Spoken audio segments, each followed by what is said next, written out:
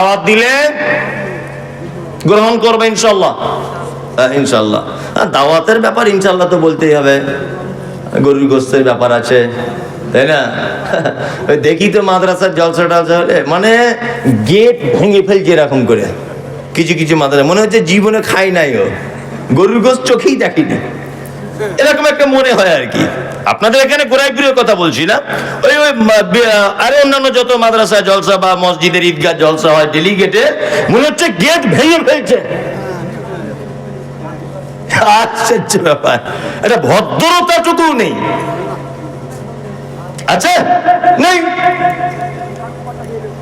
আশ্চর্য ব্যাপার। দাওয়াত বৈধ হলে কবুল করবেন ইনশাআল্লাহ। অবৈধ দাওয়াত তাহলে কি না, কিছু কিছু দাওয়াত বাড়ি আছে আপনি যাবেন না, আপনার থেকে সেজন্য একটা শিক্ষা পায়। যেমন ধনী গরিবের বৈষম্য রেখে যে দাওয়াত বাড়িতে খাবার পরিবেশন করা হয়, একই প্যান্ডেল, একটাই সিস্টেম, একই ক্যাটারিং এর মালিক, কর্মচারীরা মাল দিচ্ছে, ওইদিকে দিচ্ছে খাসি আর এদিকে দিচ্ছে গরু। এইরকম কোন পরিস্থিতিতে যদি আপনি পড়েন, কোন আপনার বিবাহের অনুষ্ঠানে বা কোন অনুষ্ঠানে যদি আপনি দেখেন, তাহলে আপনাকে রিটার্ন চলে আসবেন, এটা আপনার জন্য উত্তম। কারণ ইসলামে কোনো বৈষম্য নেই। গরিবের যে সম্মান, ধনীর একই সম্মান, লম্বা কালো বেঠে পরিষ্কার, সাদা চোখ কালো চোখ কটা চোখ, কারোর কোনো ডিফারেন্স নেই, আরব অনারব কোনো ডিফারেন্স নেই।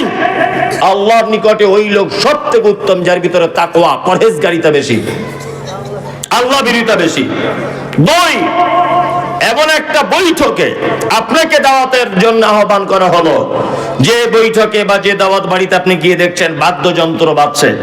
এখন তো গান বাজনা ছাড়া বিয়ে শাদী হয় না, তাই না? আপনাদের এলাকাতে হয়তো হয় না, আমাদের ওদিকে হয়,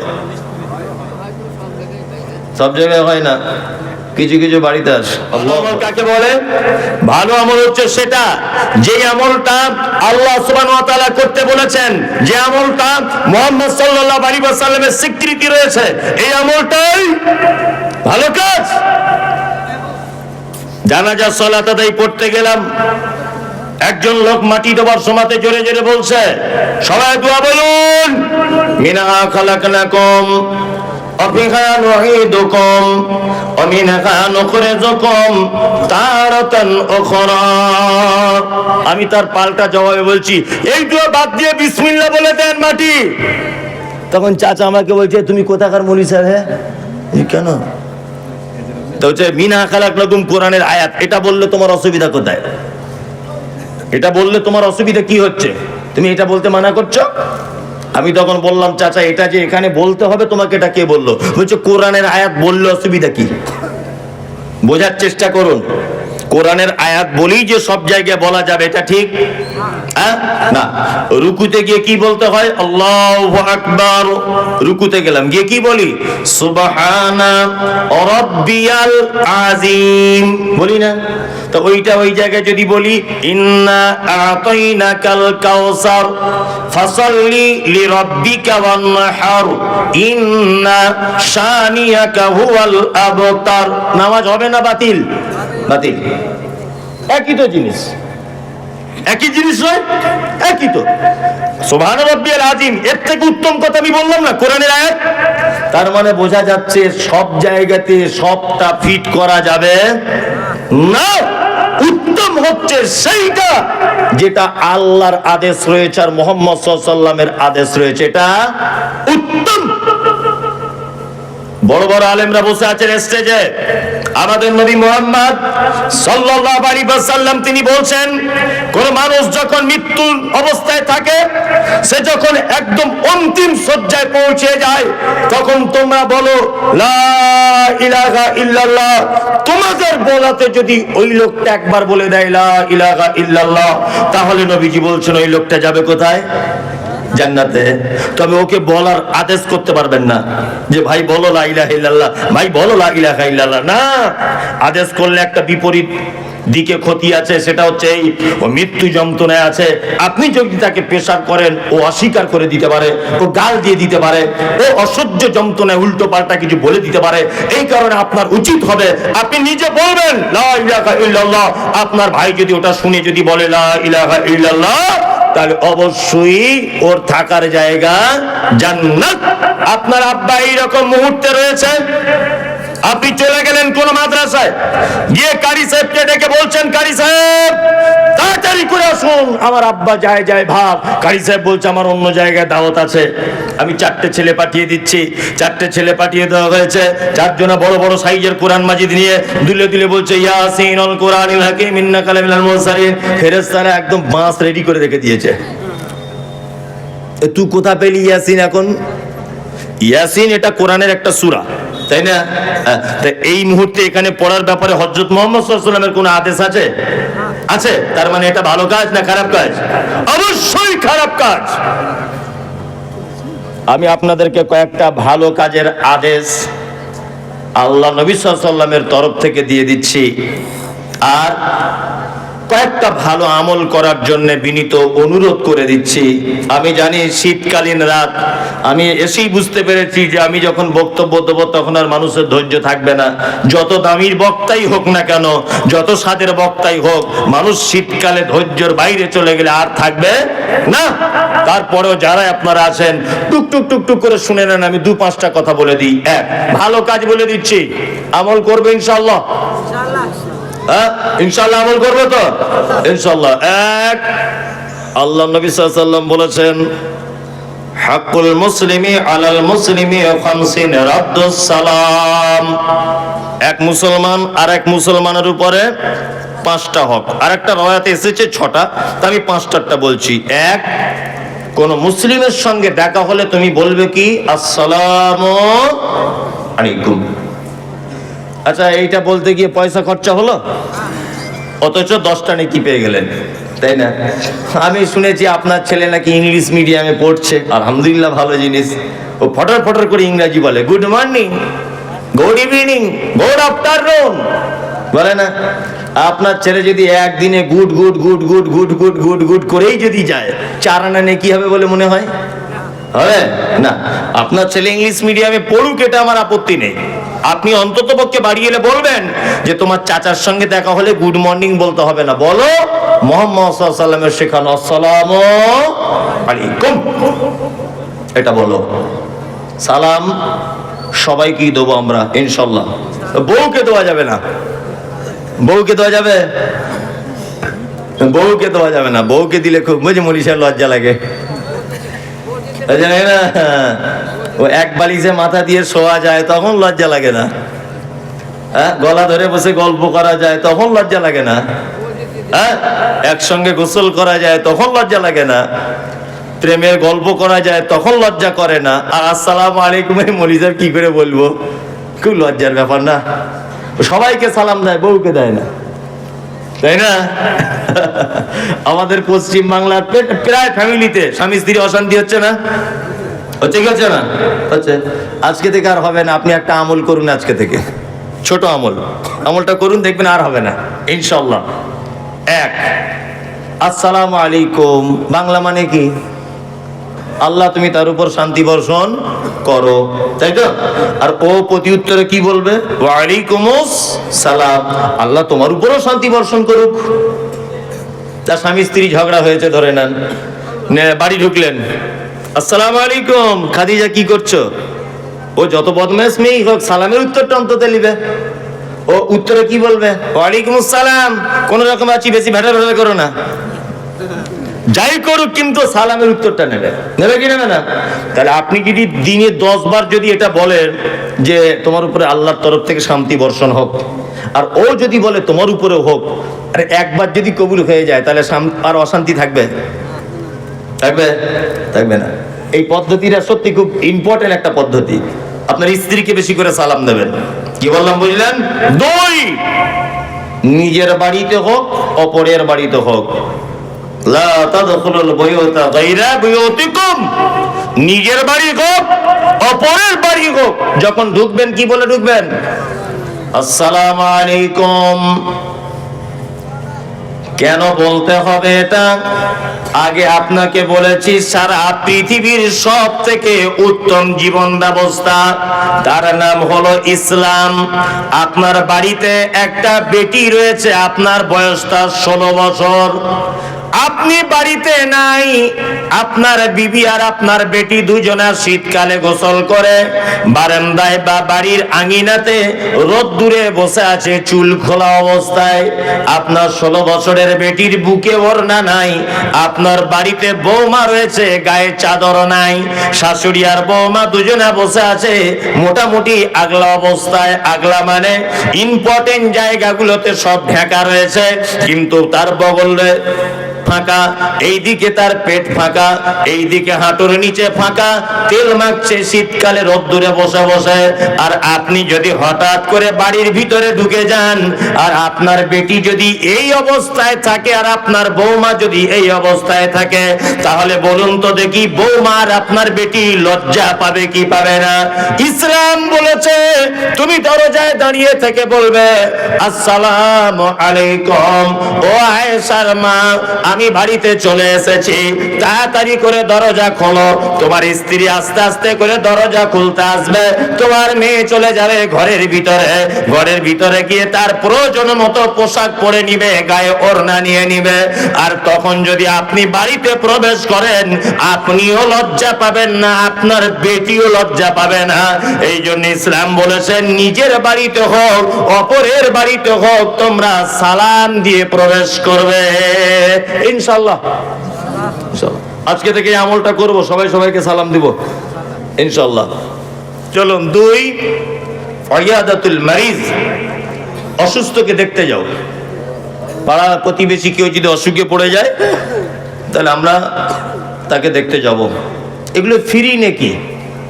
পয়সা খরচা হবে না। ফজরের নামাজ পড়ে গেলেন, পাড়ার একটা আব্দুল্লাহ বলে লোক অসুখে পড়ে আছে, বিছানায় পড়ে আছে, গেলেন, গিয়ে তার মাথায় হাত দিয়ে বললেন লা বাসা তাহুরুন ইনশাআল্লাহ, ভাই টেনশন করো না, আল্লাহ তোমাকে ভালো করবে। চাচা কোন ডাক্তার দেখাচ্ছ? মামু এখন খেতে যেতে পারছো? একটু জিজ্ঞেস করলেন, বাড়ি চলে এলেন। বিশ্ব নবী তিনি বলেছেন রুগী তো কল্যাণ যা পাবে পাবে, যে দেখতে গেছে ও বেশি কল্যাণ পাবে। লাভ হলো না লস হলো? আসমানের ফেরেশতারা পর্যন্ত দোয়া করবে, কল্যাণ কামনা করবে। কার জন্য? যে দেখতে গেছে তার জন্য। আল্লাহু আকবার। এইবার আপনাদেরকে আরেকটা কথা বলি, ইজাবাতুদ দাওয়াতি, কেউ দাওয়াত দিলে গ্রহণ করবে ইনশাআল্লাহ। ইনশাআল্লাহ দাওয়াতের ব্যাপার ইনশাআল্লাহ তো বলতেই হবে। গরুর গোশতের ব্যাপার আছে, তাই না? ওই দেখি তো মাদ্রাসার জলসা টলসা হলে মানে গেট ভেঙে ফেলছে এরকম করে। কিছু কিছু মাদ্রাসা মনে হচ্ছে জীবনে খাই নাই, ও গরুর গোশত চোখেই দেখিনি, এরকম একটা মনে হয় আর কি। আপনাদের এখানে গোড়াইপুরের কথা বলছি না, ওই আরো অন্যান্য যত মাদ্রাসা জলসা বা মসজিদের ঈদগাহ জলসা হয় ডেলিগেটে, মনে হচ্ছে গেট ভেঙে ফেলছে। আশ্চর্য ব্যাপার, এটা ভদ্রতাটুকু নেই। আচ্ছা নেই, আশ্চর্য ব্যাপার। দাওয়াত বৈধ হলে কবুল করবেন ইনশাআল্লাহ। অবৈধ দাওয়াত তাহলে কি না, কিছু কিছু দাওয়াত বাড়ি আছে আপনি যাবেন না, আপনার থেকে সেজন্য একটা শিক্ষা পায়। যেমন ধনী গরিবের বৈষম্য রেখে যে দাওয়াত বাড়িতে খাবার পরিবেশন করা হয়, একই প্যান্ডেল, একটাই সিস্টেম, একই ক্যাটারিং এর মালিক, কর্মচারীরা মাল দিচ্ছে, ওইদিকে দিচ্ছে খাসি আর এদিকে দিচ্ছে গরু। এইরকম কোন পরিস্থিতিতে যদি আপনি পড়েন, কোন আপনার বিবাহের অনুষ্ঠানে বা কোন অনুষ্ঠানে যদি আপনি দেখেন, তাহলে আপনাকে রিটার্ন চলে আসবেন, এটা আপনার জন্য উত্তম। কারণ ইসলামে কোনো বৈষম্য নেই। গরিবের যে সম্মান, ধনীর একই সম্মান। লম্বা কালো বেঠে পরিষ্কার, সাদা চোখ কালো চোখ কটা চোখ, কারোর কোনো ডিফারেন্স নেই। আরব অনারব কোনো ডিফারেন্স নেই। আল্লাহর নিকটে ওই লোক সবথেকে উত্তম যার ভিতরে তাকওয়া, পরহেজগারিতা বেশি, আল্লাহ ভীরুতা বেশি। 2, এমন একটা বৈঠকে আপনাকে দাওয়াতের জন্য আহ্বান করা হলো, যে বৈঠকে বা যে দাওয়াত বাড়িতে আপনি গিয়ে দেখছেন বাদ্যযন্ত্র বাজছে। এখন তো গান বাজনা ছাড়া বিয়ে শাদী হয় না, তাই না? আপনাদের এলাকাতে হয়তো হয় না, আমাদের ওদিকে হয়, সব জায়গায় হয় না, কিছু কিছু বাড়িতে আসে। আল্লাহু আকবার। মানে কি বলবো, মানে সত্যি আগেকার দিনে মেয়েদের যে, নারীদের যে মর্যাদা ছিল, এখন আর সেটা আছে না। এই মোবাইল প্রথম যখন সুইচওয়ালা মোবাইল ওঠে, তখন মানুষ এইভাবে কথা বললে পাড়ার লোক দেখতে যেত, এইরকম করে কথা বলছে, এ আবার কি, দেখতে যেত না। তারপরে যখন এই স্ক্রিন টাচ মোবাইলটা উঠে গেল, তখন লোক আশ্চর্য হয়ে গেল, ইউরি বাবা হাত দিলে আলো জ্বলছে, ও ছবি বার হচ্ছে, ইউরি বাবা, তাই না? আচ্ছা, এখন আর সেই আশ্চর্য ব্যাপারটা এখন আর আছে নাই। প্রথম প্রথম যখন অ্যাপেলের মোবাইল ওঠে, তাই না, অ্যাপেলের সেট যখন ওঠে, তখন ওটার খুব দাম ছিল না, খুব দাম।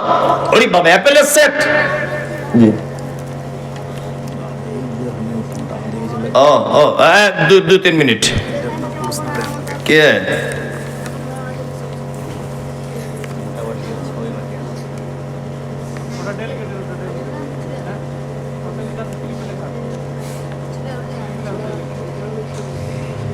আপনি আমাকে কেন জিজ্ঞেস করছেন? হেড মহল্লা বসে আছে, আমি আমাকে কেন জিজ্ঞেস করছেন? আমি কি বড় আলেম নাকি? আমি বক্তা? খেপা কোথায়, যে জিজ্ঞেস করেছি আর এক পাগল, আমি উত্তর দেবো না। আমি জানি তবুও বলবো না। কি বললাম, সামান্য ব্যাপার, হেড মহল্লা বলে দেবে, আমি কেন বলতে যাব? আমি প্রশ্নের উত্তর দেওয়ার ক্ষমতা রাখি না। তবে একটা ছোট্ট কথা, যেটা ফতোয়াবাজি নয়, কিছু নয়, এটা জানার বিষয়, জানিয়ে দিই। যদি আপনার জোহর, আসর, মাগরিব এই সমস্ত নামাজগুলি যদি আপনার কাজা হয়ে যায়, তাহলে আপনার ধরে নেন জোহরের নামাজ কাজা হয়ে গেল, তাই তো? আসরের মসজিদে গেছেন, দেখছেন আসরের নামাজ চলছে, আপনি আসরের নামাজে দাঁড়াবেন, কিন্তু জোহরের নিয়ত করে দাঁড়াতে হবে, কারণ সিরিয়াল বাই সিরিয়াল। জোহর আগে পড়বেন, ওই আসরের জমাতি আপনি দাঁড়ান, আপনি নিয়ত করুন আমি জোহরের পড়ছি, জোহরটা পড়া হয়ে যাবে ওই জমাতে, নেকি পেয়ে যাবেন আপনি জমাতের, তারপরে আপনি আসরেরটা পড়বেন, সিরিয়াল বাই সিরিয়াল। কি বললাম, বুঝতে পেরেছেন? আর উনি যে প্রশ্ন করেছেন, ইসলামে কোন রকমের ওজর নেই, কোন রকমের ওজর নেই। উনি বলছেন আমি সকাল 8টায় কাজে যাই, সন্ধ্যা 6টায় বাড়ি আসি, মালিককে বলি জোহর আসরের নামাজ পড়বো মাগরিবের, আমার মালিক আমাকে ছুটি দেয় না, আমি বলবো তুমি ও কাজ ছেড়ে দাও, ও কাজ ছেড়ে দাও, দিয়ে অন্য কাজ করো, কোন রকমের অপশন নেই, ও কাজ তুমি ছেড়ে দাও, যে অন্য কাজ দেখো, পৃথিবীর জমিনে অনেক কাজ রয়েছে, সেই কাজগুলো তুমি দেখো। যাই হোক, যে কথা বলছিলাম, আমি বলতে বলতে লাইনচ্যুত হয়ে গেছিলাম, এইদিকে প্রশ্নটা এলো বলে। যে কথা বলছিলাম সেটা হচ্ছে ইজাবাতুদ দাওয়াতে, বৈধ দাওয়াত দিলে কি গ্রহণ করবেন, আর জানাজা গ্রামে হলে তার সালাত আদায় করবেন কি। আর জানাজা সংক্রান্ত আর একটা কথা বলে দিই, সেটা হচ্ছে যে কেউ মারা গেল আপনি জানাজা পড়তে চলে গেলেন না, মাঝে সাঝে দুটো একটা জানাজায় শিক্ষা দেওয়ার জন্য আপনি যাবেন না। যদি বলছেন এটা কেমন কথা, আপনি তো মারাত্মক গেঁড়াকল বলে দিয়ে চলে গেলেন, আমি বলিনি। আব্দুল হামিদ ফাইজি আল মাদানী হাফেজাহুল্লাহ সাহেব ছিলেন একটা বড় মাপের আলেম, তিনি একটা বই লিখেছেন জানাজা দর্পণ। এই বইয়ে তিনি বলছেন যে কিছু কিছু ইমানদার আল্লাহওয়ালা গ্রামে যাদের গ্রহণযোগ্যতা আছে, গ্রামের মানুষ যাদেরকে মানে, কাদের কাদের জানাজা পড়া যাবে আর যাবে না, এই কথা বলতে গিয়ে তিনি বলেছেন যে কোন বেনামাজি কখনোই লোকটা নামাজ কালাম পড়েনি, আর 5 জন বেনামাজিকে শিক্ষা দেওয়ার জন্য 2-1 এরকম করা ভালো। কি বললাম বুঝলেন? এ চাচা তুমি জামাত পড়তে যাবে না জানাজা? বুঝলেন না, যাবো না। কেন? ও জীবনে নামাজ কালাম পড়েনি, কিছু করেনি, যেন আর 5 জন শিক্ষা পায়। আমি কিন্তু ফতোয়া দিইনি যে বেনামাজি জানাজা হারাম, এটা আমি বলিনি, কিন্তু আমি বলছি আর বেনামাজি যাতে এটা করে ভয় করে। কি বললাম বুঝলেন? জানাজার সালাত আদায় করবেন। আর নাম্বার 5, হাঁচি হলে কি বলতে হয়? আলহামদুলিল্লাহ। ওটা যে শুনবে ইয়ারহামুকাল্লাহ, ওটা যে শুনবে ইয়াহদিকুমুল্লাহ ওয়া আসলিহু বালাকুম, এই 3 পর্যায়ের উত্তর আপনি দিবেন।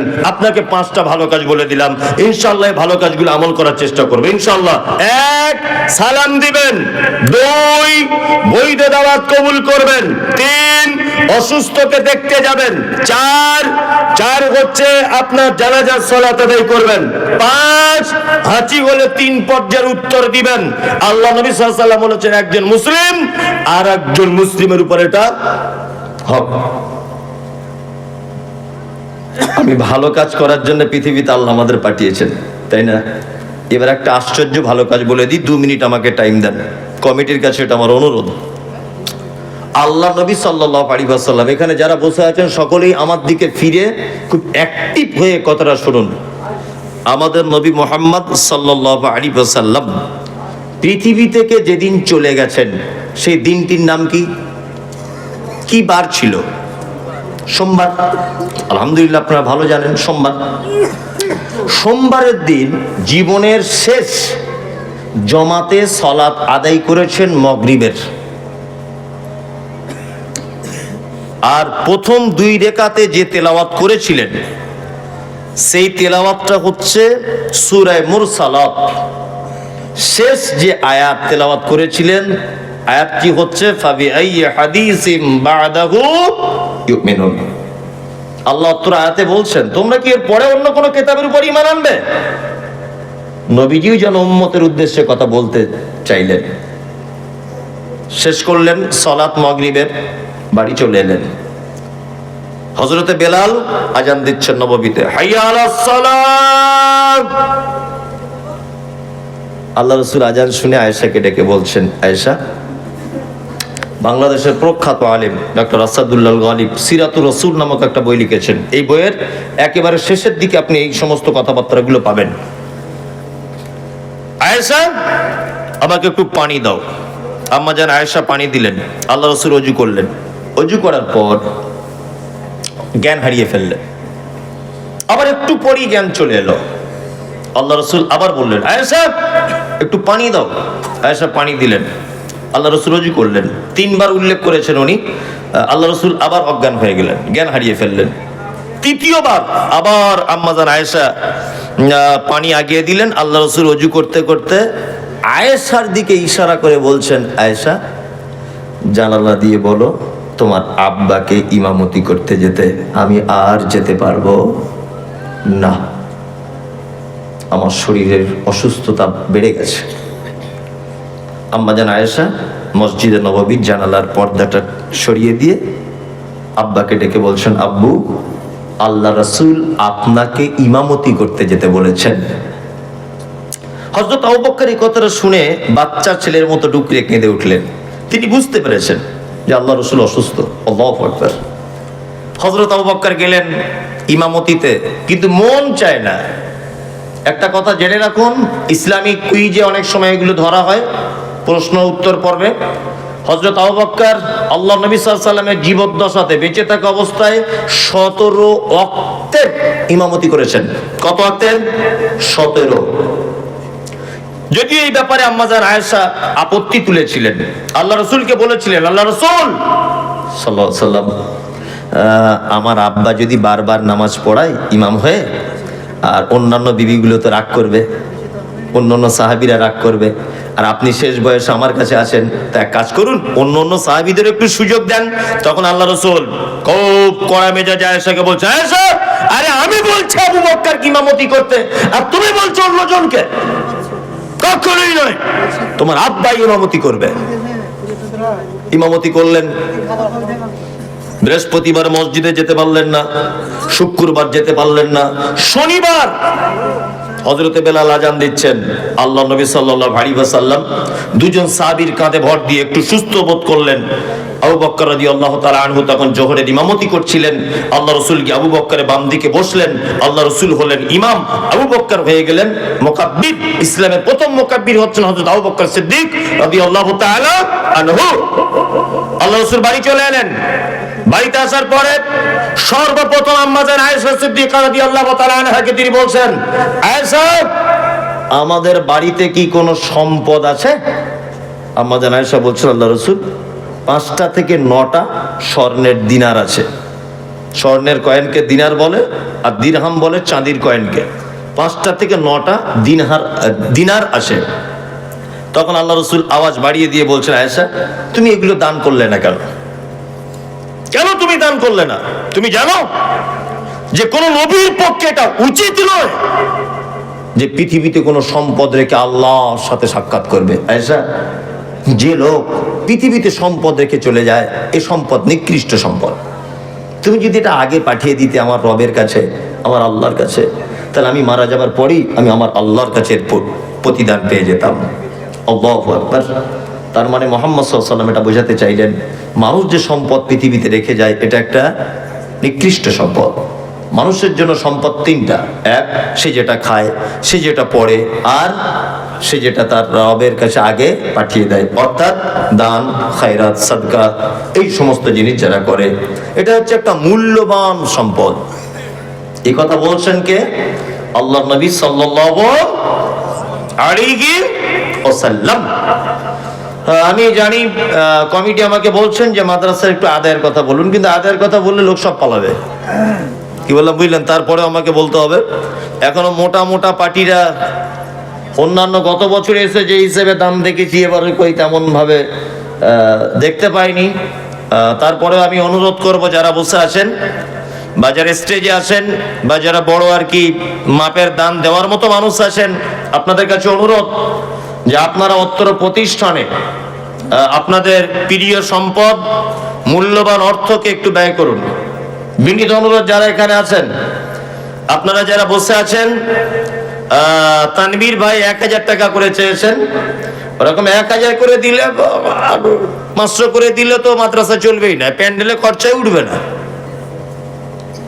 তাই না? যারা আছেন দেওয়ার মতো একটা নামের লিস্ট করা দরকার ছিল। যারা ভালো দেওয়ার মতো আছেন তাদের জন্য একটা লিস্ট করা দরকার ছিল, তাদেরকে ডাকলে ওটা সুবিধা হতো। হাসিবুল ইসলাম ডাকি, কন্ট্রাক্টর হাসিবুল ইসলাম, কন্ট্রাক্টর ভুট্টু শেখ। হাসিবুল ভাই এসছে, আসুন এখানে। টোটন আনসারি আছে, টোটন আনসারি, টোটন আনসারি আসুন। আব্দুর রব হাটওয়ার, আব্দুর রব, আব্দুর রহিম হাটওয়ার আসেন না। আপনার যাদের নামগুলো বলছি একটু প্লিজ তাড়াতাড়ি আসুন। কন্ট্রাক্টর রফিকুল ইসলাম, রফিক, আব্দুর রফিক, রফিকুল ইসলাম, ভুট্টু মহাশয়। আচ্ছা আসুন একটু, যাদের নামগুলো বললাম। আপনাদেরকে মানুষ আশা করে, এই জন্যই ডাকছে। সবাইকে তো এখানে লিস্ট করেনি। আপনার নাম কি? আব্দুর রহমান। আব্দুর রহমান, কেসিয়ার 50, 30,000 টাকা। আমার ওই ছাদে বালি যা লাগবে, ছাদের বালি, সাথে যা বালি লাগবে সব আপনি দিয়ে দেবেন? ও জি জি জি, তাহলে আপনি 50,000 দিয়ে দেন। 30,000 এই কেসিয়ার ক্যাশ টাকা 30,000, ছাদের ক্যাশ টাকা আবার 20,000 পরে দিয়ে দেবেন? আর দেবো না। আরে বলছে সবাই আপনার দিকে ইশারা করছে। 30,000 টাকা না না দান করিয়েন না, সবাই ইশারা করছে যে কেসিয়ারকে দেন। দিলে ক্যাশ টাকা দিবে। আচ্ছা আচ্ছা, আর কিছু দেন, সবাই আশা যখন করছে দেন। 30,000 টাকা থাক। আরে ভাই এটা জোর নয়, এটা আবদার করছে সবাই, এটা আমি কিন্তু করিনি। 30,000 টাকা থাক। আমি তো ভালো আদায় টাদায় করতে পারি না, ওই জন্য চাপচুপ দিতে পারছি না। তা বালিটা সব হয়ে গেল। আর যাদেরগুলো নামগুলো বলা হয়েছে ভাই, আপনি একটু আসুন দয়া করে। পাথর রড আছে, পাথর, রড আর সিমেন্ট আছে, 2-4 কুইন্টাল করে রড। এখানে অনেক মানুষ আছেন, একটু মেহেরবানি করুন ভাই। এগুলো লাগিয়েছি। যারা ঠিকাদার আছেন বা বড় বড় কাজ যারা করেন, ব্যবসায়িক আছেন, এরশাদের সাইড থেকে 50,000 এবং নিজেও 20,000 দিয়েছে। ইরশাদ তার সাইড থেকে 50,000 তিনি 20,000 আর ও নিজে দিয়েছে 20,000, 70,000 টোটাল। আসুন ভাই। বাদশা 10,000 টাকা। বাদশা 10,000 টাকা। ছাগলের ফার্ম আছে। ছাগলের ফার্ম আছে? ও আছে এখানে বাদশা? নাই সামনে। নাই। বাদশা গোট ফার্ম ও দিচ্ছে 10,000। ডাক্তার মানসুর রহমান, একটি দরজা একটি জানালা। ও, ডক্টর মানসুর রহমান একটি দরজা একটি জানালা দিয়েছেন, গোপীনাথপুর থেকে। গোপীনাথপুর থেকে দিয়েছেন। ছবিরুল ইসলাম হোসনাবাদ থেকে 10 ব্যাগ। সবিরুল ইসলাম হোসনাবাদ থেকে 10 ব্যাগ সিমেন্ট। যারা আপনারা বসে আছেন আপনারা তো দিতে পারেন, কিছু দেন, আল্লাহর রাস্তে দেন। জেলা পরিষদ মেম্বার, জেলা পরিষদ সদস্য মুস্তফা সরকার নেতাজি 5,000 টাকা। জেলা পরিষদের মেম্বার মোস্তফা সরকার সরকার, উনি দিয়েছেন 5,000 টাকা। আল্লাহুম্মা সাল্লি আলাইহি আল্লাহুম্মা বারিক আলাইহি। আসুন ভাই, যারা আছেন মেহরবানি করুন একটু মাদ্রাসার দিকে।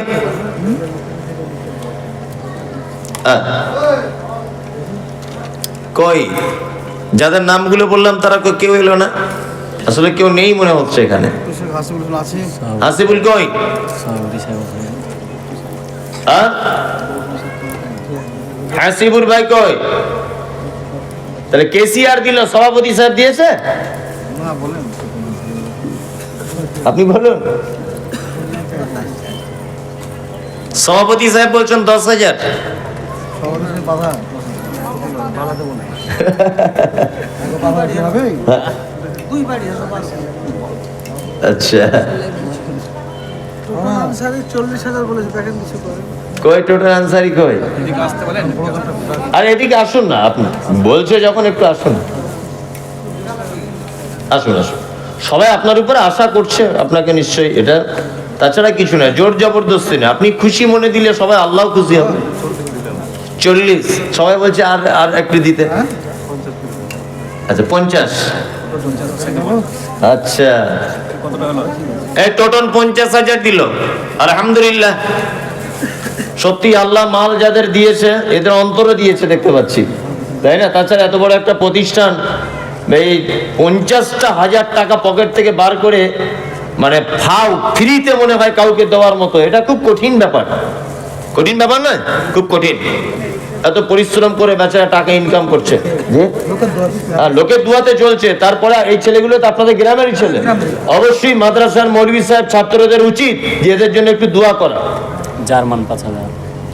যে সমস্ত ভাইরা দিচ্ছেন, এই টোটন ভাই, এই কেসিআর ভাই আছেন, এনাদের জন্য ছাত্রদের বলবেন সব দোয়া করতে। বর্তমান সময়ে মানুষের মানে দুনিয়াবি ব্যাপারে যে সমস্ত মশগুল হয়ে আছে মানুষ, তার মাঝখান থেকে টাকা দান করা এটা খুব বড় ইমানের ব্যাপার। খুব দোয়া করবেন, আল্লাহ যেন এদের মালে বারাকা দান করে। আমিন আমিন আমিন। আছেন ভাই কেউ? জার্মান সাহেব 5,000 টাকা। জার্মান 5,000 টাকা। আর কেউ আছেন? দেরি করেন না, আসেন সন্ধ্যা। হ্যাঁ, দেরি করেন না, আসেন সন্ধ্যা। দেরি করিয়েন না ভাই, 1টা বেজে গেছে তো, রাত্রি অনেক হয়েছে। সব আশপাশে আছে, সহসভাপতি আছে। সহসভাপতি কই? পিছনে। আপনি বলুন, বলছে কত? 5,000। ও, সহসভাপতি 5,000। তা উনি 2,000 বাড়িয়েছেন, আপনি 2,000 বাড়িয়ে দেন। আপনি 1,000 বাড়িয়ে দেন, তাহলেই হয়ে যাবে, দুজনা সমান সমান। 6,000, 1,000 বাড়িয়ে দেন। হ্যাঁ লেখেন। এটা একটা আনন্দের বিষয়, বছরে একবার। কেউ জোর করে ভাববেন না, জোর করে ভাবলে বিপদ হয়ে যাবে, কারণ জোর করে নেওয়াটাও ঠিক নয়। এটা বক্তারা হয়তো আবদার করে, ভালোবেসে বলে মাদ্রাসার খাতিরে। কে? ভুট্টো সাহেব? দেখা হলো তেনার সঙ্গে।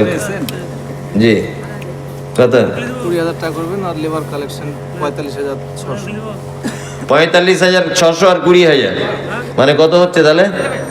65,600। তা 65 আর ওটা আপনি 70,000 করে দেন, আবার কি? আর 5,000 টাকা দিয়ে দেন, দেন আর 70,000 করে দেন। হ্যাঁ, কম হয়ে গেল। তাহলে উনি 1 লাখ টাকা দিতে পারবেন? হ্যাঁ বসে পারেন। ওরে বাবা, তাহলে 1 লাখ টাকায় দিয়ে দেন, আজকে রেকর্ড করে দেন, একটু দেন, আল্লাহর রাস্তে দিয়ে দেন। হ্যাঁ যান, 1 লাখ টাকা লিখে নেন। আচ্ছা, মাশাআল্লাহ। আসলে বারবার জাল টানার পরেও যে এত মাছ থাকে এটা আমার জানা ছিল না, বুঝলেন তো? ও, এতবার জাল টানার পরেও যে বড় মাছ থাকে। সভাপতি ছিল রফিকুল ইসলাম আছে, ডাকেন। ও, সভাপতি সাহেবের ছেলে মাস্টার রফিকুল ইসলাম, আপনি একটু আসুন এখানে। আসুন, সবাই যখন বলছে আসুন আসুন, আল্লাহর রাস্তা আসুন। বড় মাছ আছে আপনার, রাঘব বল আছে, হাসি বলছে। রাঘব বল কি বলছে ওর নাম? 3 লাখ 1,000 হাসিবুল ভাই কই? হাসিবুল ভাই কত বলো 3 লাখ টাকা। স্বামী স্ত্রী 3 লাখ দিয়েছিল। এবারও দিবে, কখন দিয়েছিল? হাসিবুল ভাই কই আসেন, একটু মেহরবানি করুন ভাই, আসুন। আমাকে বসিয়ে দেন না। এত ঠান্ডাও লাগছে না, হ্যাঁ, বলে যে বসিয়ে রাখেন না। বসিয়ে রাখিয়েন না ভাই, আসুন।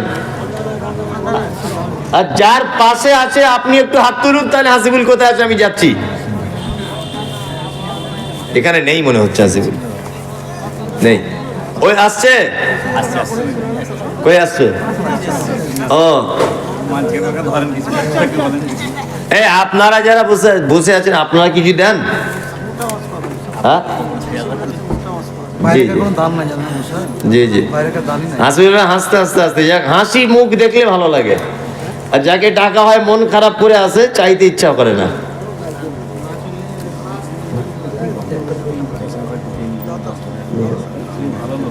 হ্যাঁ ভালো,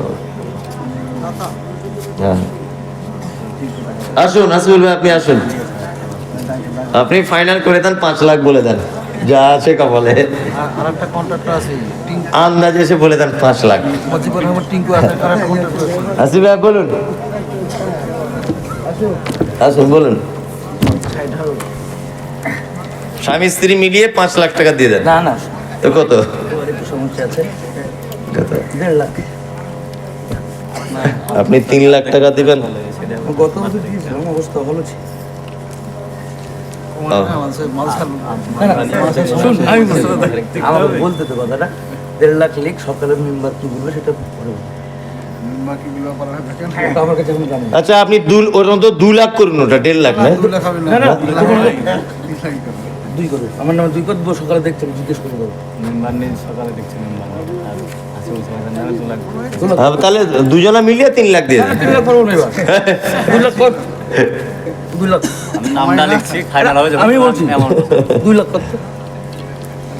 সবাই কিন্তু আপনার উপরে একটা ভরসা করছে। আমার কঠিন বর্ষা। আগে ছিলাম 4 ভাই একটা, এই দাঁড়াও, আগে ছিলাম 4 ভাই একটা, এখন 4 ভাই 4 জায়গায় হয়েছে। পয়সা যখন শর্ট পড়ে তখন ওর কাছ থেকে টাকাটা নিয়ে নিয়ে আমাদের সমস্যা মিটে 2 লাখ 2 লাখ। ও, না না তাহলে 3 লাখ করে দেন। না না, 3 লাখ হবে না। না ও না দেয়, না দেবে, 3 লাখ করে দেন। 2 লাখ কর। আমি তো লিখিনি এখন, লিখি, আমি লিখছি। শুনতে হয় কথা, প্রত্যেকের বললে হয় একই কথা। হ্যাঁ হ্যাঁ, তবে চাপ না দেওয়াই ভালো, সব সময় যখন উনি দেন। সকালে হ্যাঁ, ঠিক আছে ভাই, উনি খুশি মনে 2 লাখ দিচ্ছেন, করলে ওর কাছ থেকে নিয়ে আমরা বেতন তাহলে তো আলহামদুলিল্লাহ। সকালে মেম্বার নেই। তাহলে আপনি সব সময়তেই তো আছেন। আছে। জি জি আলহামদুলিল্লাহ।